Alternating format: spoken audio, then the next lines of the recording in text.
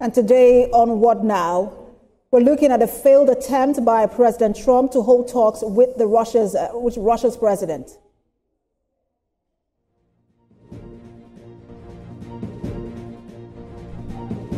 We'll also be giving attention to the outcome of Cameroon's presidential election.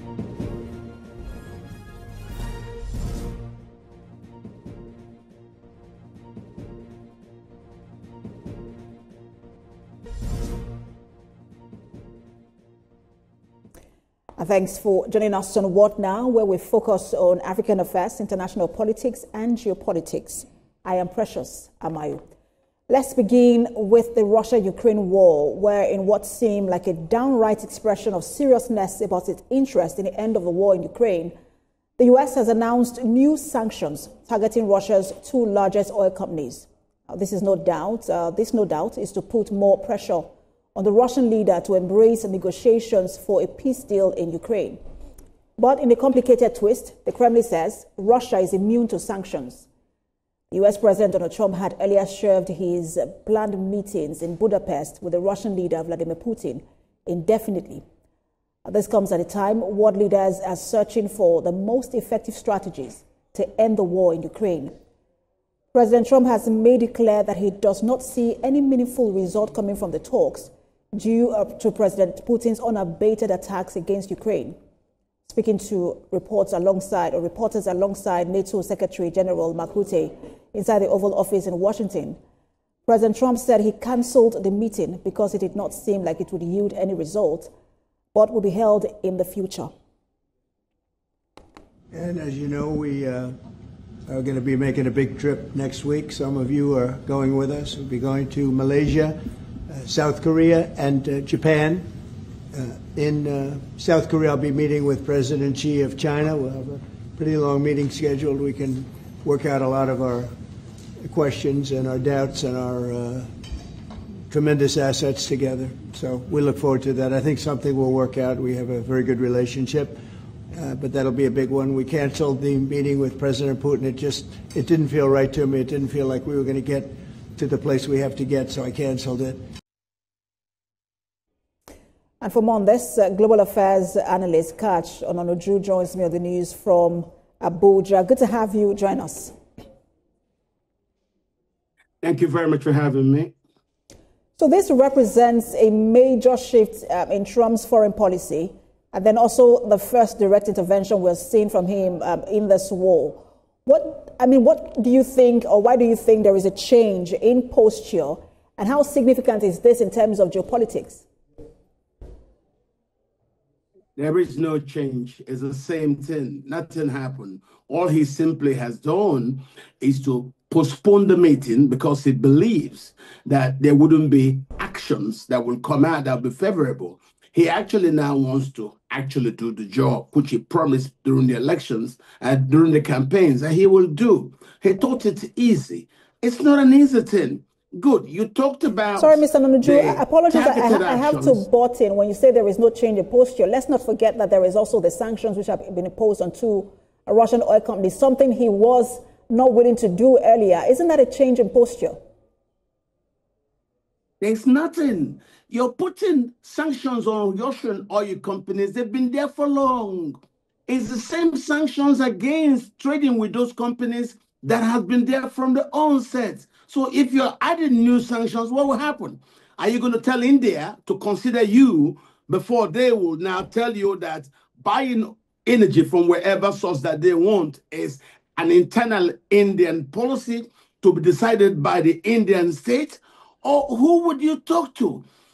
The Russian oil company will still sell its oil. There is an international market for the product that they have. So what are you going to do to them? There's nothing in it. You've done this for a very long time. What we can find out right now is, yes, for the Russian state, it's an expensive thing to continue to fund the war the way it's done. What has changed? Why is he saying this? Russia has shown an ability to target Ukraine because Ukraine thought it was winning in the slow motion approach of this war by Russia. And simply when Ukraine tried to escalate what Russia did, Russia showed them it does have the delivery capabilities to reach any of Ukrainian assets that it intends. And he did that. Once he did that, that's why you saw Trump get angry. But this is what Russia has said it can do. It's just allowing Volodymyr Zelensky to stay. It knows how to take Zelensky out if he wants to do that in the next 72 hours.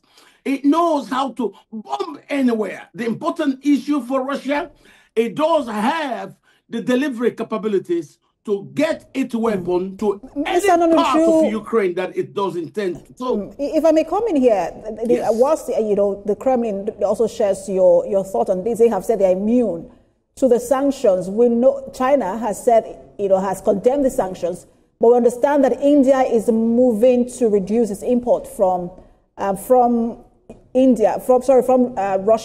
those are two of the biggest exporters of Russian oil. Let's talk about the two Russian oil firms. Both of them export 3.1 million barrels of oil per day. And you don't think that this is more, you think that the sanctions are just symbolic and not economic? Yes, they are symbolic, because if India removes itself as a state customer to these companies, you will see shelf companies will emerge. Take those products as a third party in very different jurisdictions where the sanctions don't concern, then will come back and sell to India. You're mentioning India because India is buying directly.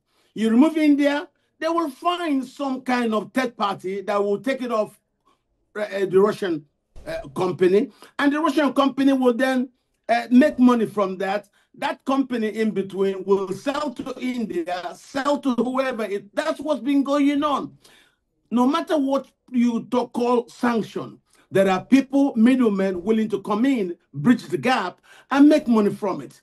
The important thing there for the markets is that Russia does have a product that the markets do require. Just like in Nigeria, whatever it is you call it, if there is a market for AK-47, whoever has AK-47 will find buyers for it. And this is what this thing is. No matter how illegal you make Russian oil, as far as there are third parties willing to take it into some kind of territory where there is no legal jurisdiction that can actually give that place a name, they could take it from those jurisdictions and then go sell it to the end buyer. This is what it is.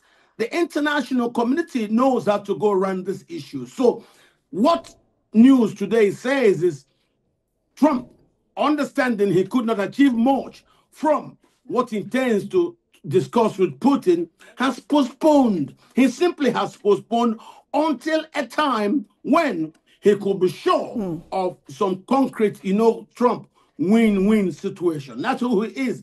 If he comes back and nothing happens, they will say, Mr. President, it's another, talk, and nothing comes out of it. What are we going to do? When are we going to have action? When will there be actually actions based on these talks that you've been having with Mr. Putin? Well, we're hearing what Trump is saying. Listen, don't forget what we're talking about. Whatever Zelensky thinks about, you need to think about the pipelines. The pipelines that pass through the eastern part of Ukraine, that's the Donetsk region, going into Europe. This is an economic argument. So you're not going to just give up the land that holds those pipelines. Donetsk but just in terms of how to the underground pipelines that. Yes. Just in terms of how Russia will react to this, do you think it will pressure Moscow to negotiate a peace deal in the long run, whether short term or long term, or will it complicate things further? There's no complications. The Russian arrangements have been set right from the time when the Soviet Union came to an end. It's just that Russia refused to try to start taking back its own territory. Don't forget, historically, what you call Ukraine is a Russian boutique state. Now, it has an economic argument. It has pipelines under Donetsk.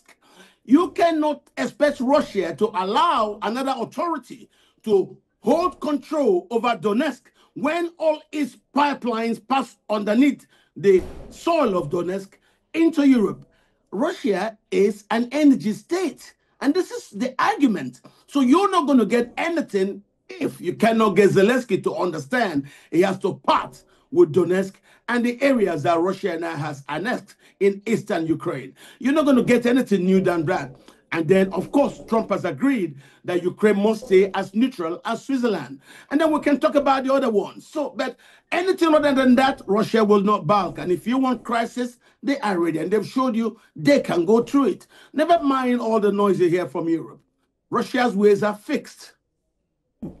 But President Trump is also hoping to freeze the fighting along current front lines.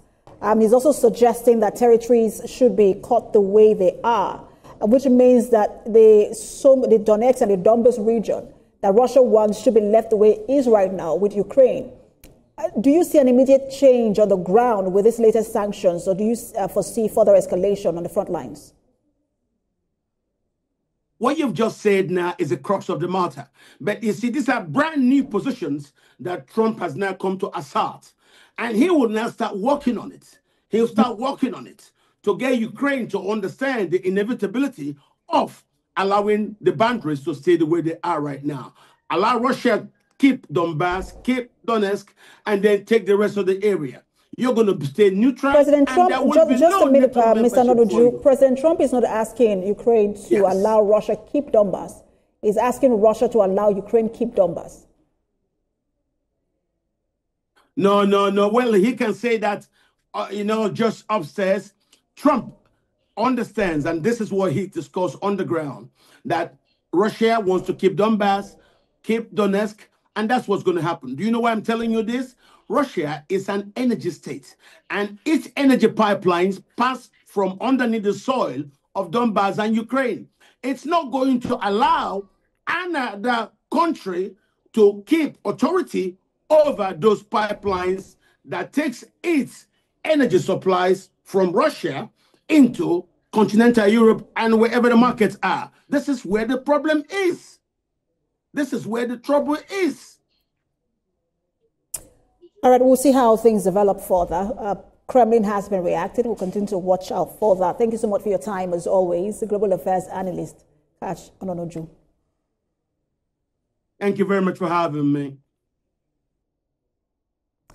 All right, we'll take a break now. When we return, we'll be turning our attention to another crisis in Africa, but this time political. Stay with us, everyone.